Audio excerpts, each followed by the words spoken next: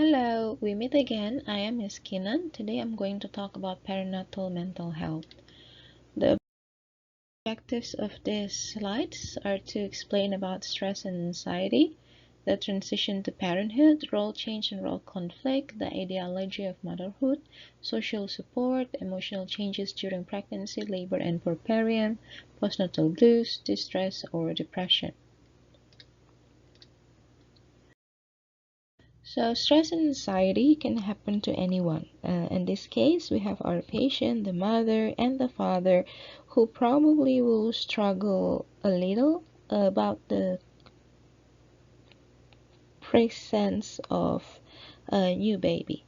So for the mother, we have to make her understand that actually pregnancy and motherhood is a normal life event, but because it's a normal life event with a lot of happenings, it could bring anxiety and depression in a woman's life. For example, previously she just only needs to take care of herself and the husband. Now as the baby is coming to birth, then the woman needs to care of the baby as well. So three-person is in the care by one person, as well as if the mother is also working, then another additional stress from the work. So during this time, the woman can choose to have two response: to fight or to flight.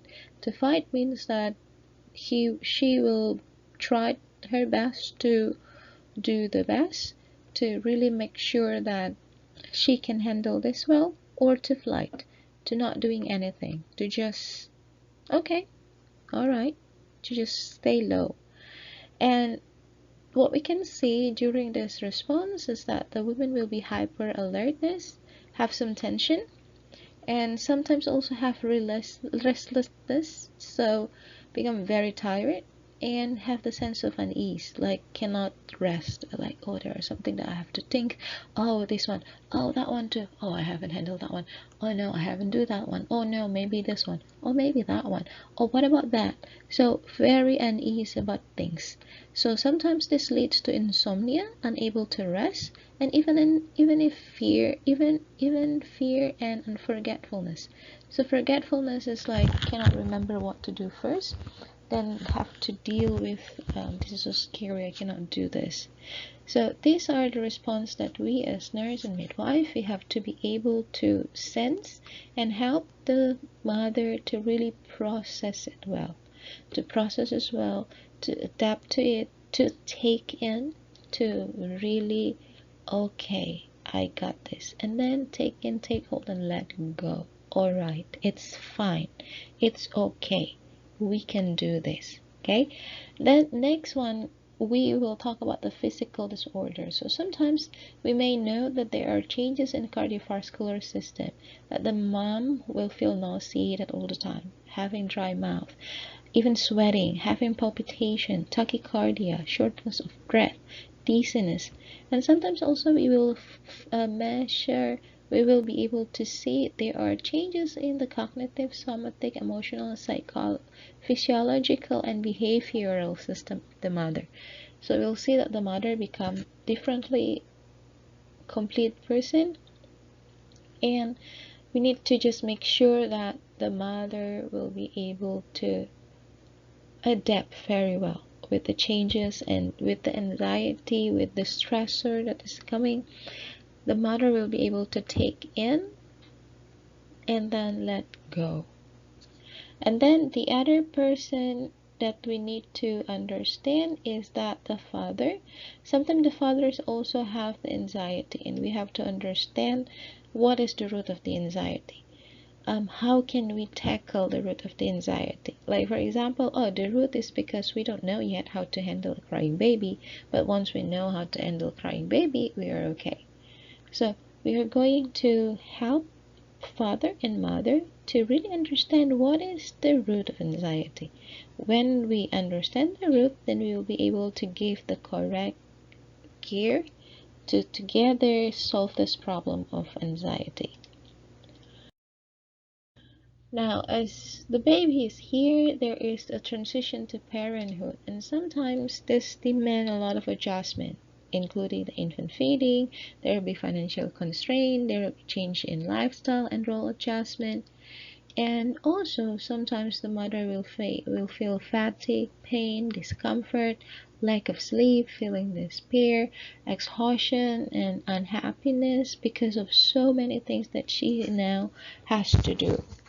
And another thing is that we have to understand that the mother have the tendency to be able to establish the breastfeeding routine. So we have to make sure that the mother will be able to not putting too much pressure as she is transitioning to parenthood, and be able to build the routine of breastfeeding. And maybe also the mother still have the pain from the C-section and also the perineal trauma happening during the labor. And we have to understand that the feeling by women sometimes will have the feeling of, oh my god, I cannot do this, this is so unbearable, this is so miserable after birth, I don't feel myself, I'm so not myself, I'm 30%, I'm very exhausted. We have to understand that, we have to address that, we have to let the mother know that that's a normal process.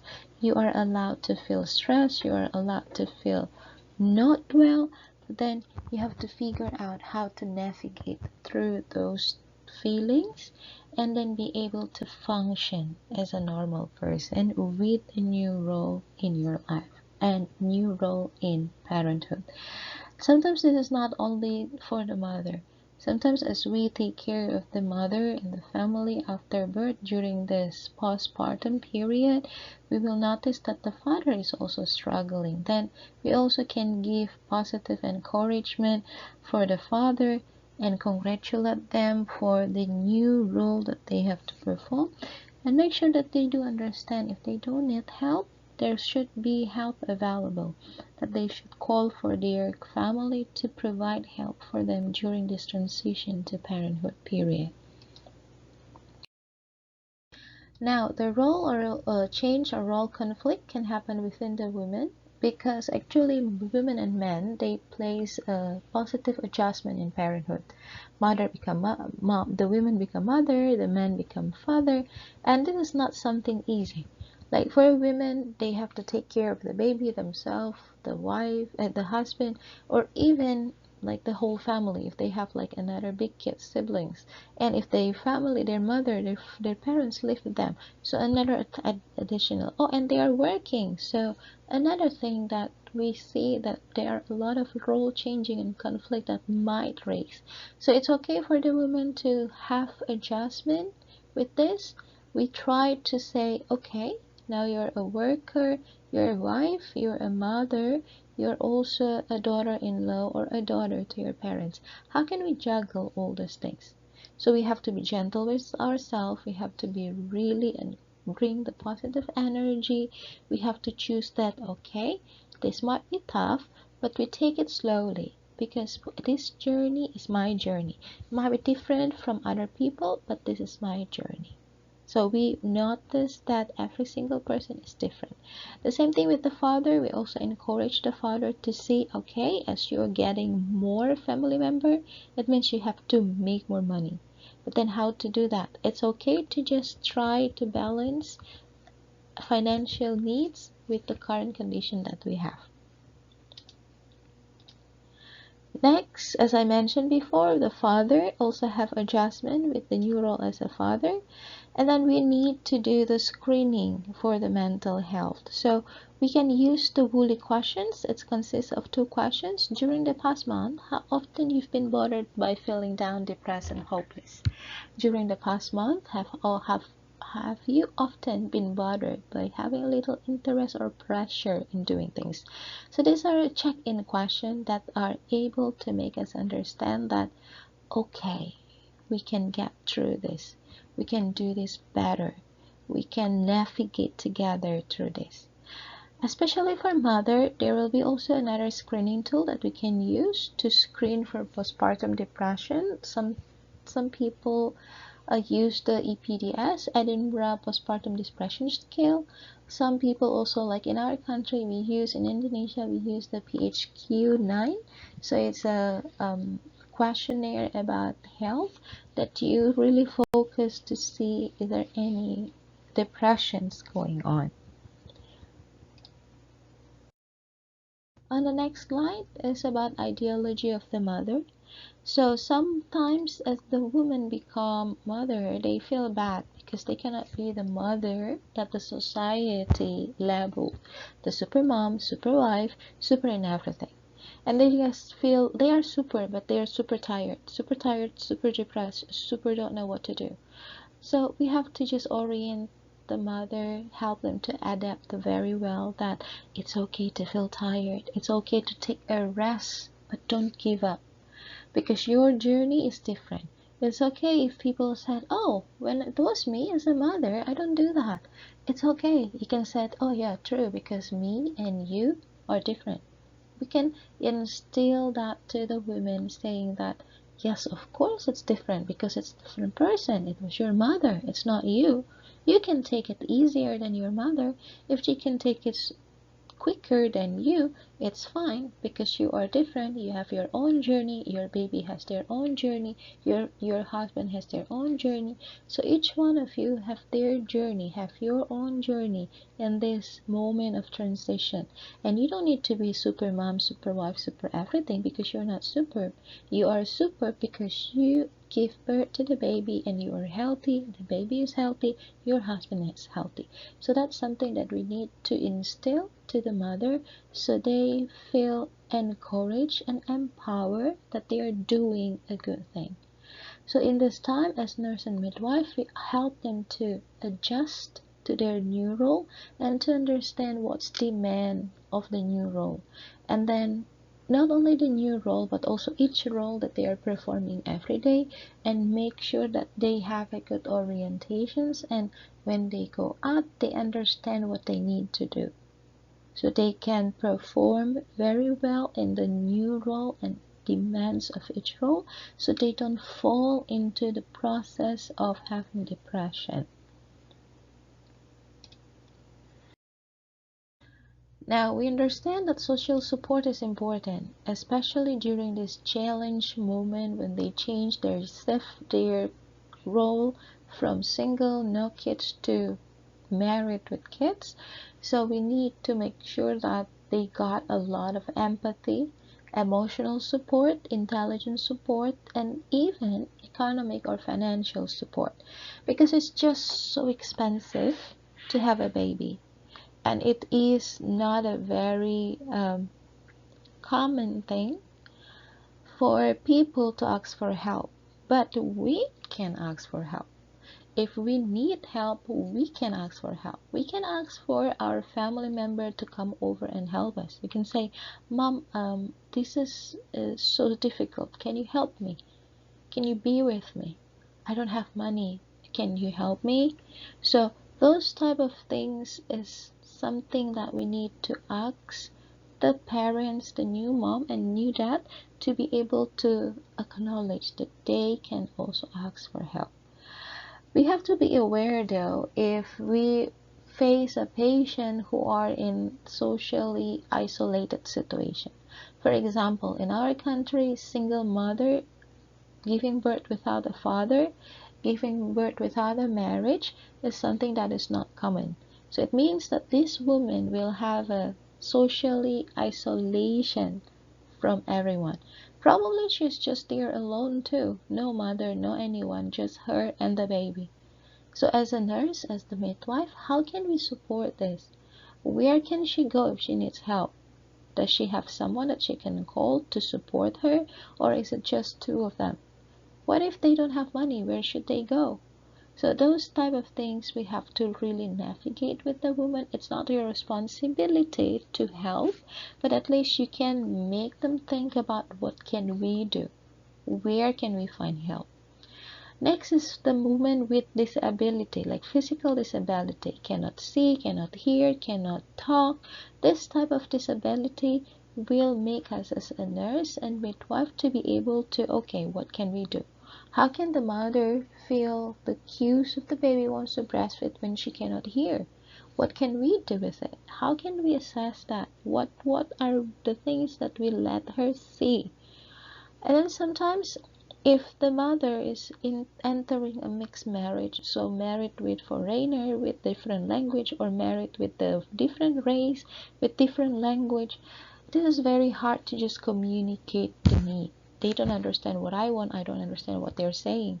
So the technology, Google Translate or other translation device, can help to meet the gap of miscommunication. The last one is we have to really have a collaborative work between all the healthcare professionals. We need to really make sure that during this time of stay, we build a village. Build a village means like we gather all the support that the father and mother need so that they can function very well in their social, in their life, and having a very good social support. We have to notice that actually it's normal for a woman to have emotional changes during pregnancy, labor, and after birth.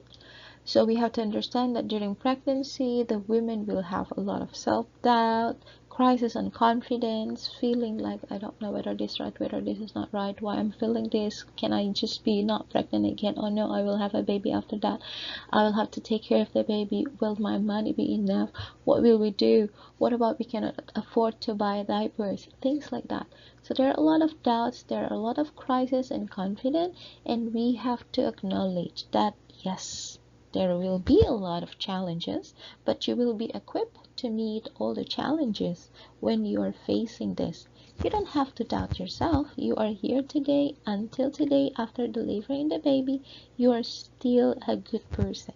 So keep doing it. So during the labor, we also maintain the woman to be able to control the stress, and we also as nurse and midwife did not put on pressure by saying words that will hurt the women, that will be too much for the women. So we try to create a positive encouragement for the mother, so they will be able to control their stress and be able to process the emotional changes that is happening, finally then come out as a very good mother. Because in labor, the process can be long. We learned that the labor itself can last until 24 hours if this is like a first pregnancy. For the second pregnancy, multiparous is probably cut half. But then the process will be long. The mother will be so tired, and to it, the emotional changes. So it's create a lot of stress and doubt, which can create anxiety to the and distress and even depression to the mother. The last one, during the postnatal period or puerperium, we know that I explained about the fourth trimester before, that during this fourth trimester, what we do is we adjust to motherhood. Physiologically, our body changes, psychologically, our role change, and socially, people will judge us for, oh, you're not doing this, no, you're not doing that. So we have to really make sure that the mother will have the barrier, not the barrier, but strong will that they're doing well, strong will that no matter whatever they're saying, I know what I'm doing, and I know that I can take of myself, my baby, my family on my own. So we have to help the mother to really adjust to all these things so that the emotional changes that happen will be better adapted. Next, what we call postpartum blues. So actually, most of the women, like 50 to 80% of women, experience this. So this is like a transitional phase. It doesn't last long, like a week or 2 weeks and then be okay. Or even 2 days or 3 days crying, feeling not able, and then be okay. But what happens is sometimes they don't get enough support. So if they don't get enough support, the normal will be too much. And then this is why we need to really make sure that we have the support for the mother and the father during the postnatal period, because both of them can have the blues. So we just make sure that they have a lot of support from the loved one. And as nurse, we also try to see if the father or the mother, they have history of health of depression. They've been taking relaxant, muscle relaxant, because they tend to be so not easy. So we can assess that. Or they're taking pills because they are so depressed, they cannot control their emotion. So that other thing that we need to assess, because once you have the history of depressive illnesses in the past, it will trigger you to have postpartum blues. And sometimes it's longer to heal, to be okay, because you have depressive illness as your history. Next one is distress or depression. So we have to understand that giving birth is a traumatic event for the mother. When she's like struggling, oh, why is not coming out the baby? It's like 12 hours. I don't have any strength anymore to do this. So those type of things create the traumatic event. And then we have to make sure that we collaborate, midwife and nurse and all the healthcare professional, to really make sure that we can handle this traumatic event. We turn this traumatic event as a positive outcome. We can tell, oh, but you did very well. You look at the baby. Isn't she wonderful? Isn't he very handsome? You know, you've done a very good job. Pat on your shoulder saying, good job, mama. Good job. You've delivered a wonderful baby. And you can do this. You can perform this role until they are big. Maybe you don't know how to feed them, but surely there will be a way to have money to feed them, to raise them as good children. Next, we have to be aware of the associations with domestic or violence abuse or even depressive illnesses. So in the past, we have to see whether this mother, this father experienced violence or abuse. If it present, then we have to see if this include a threatening behavior. I'm going to kill you if you're not doing this to me.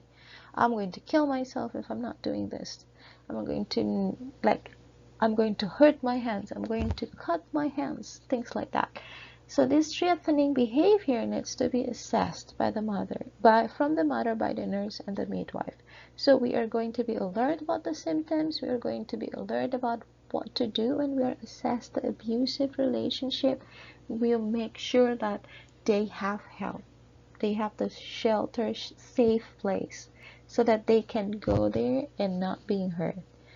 So another thing that we need to do is that we perform a thorough assessment and we alert ourselves for probably symptom of domestic abuse or violence.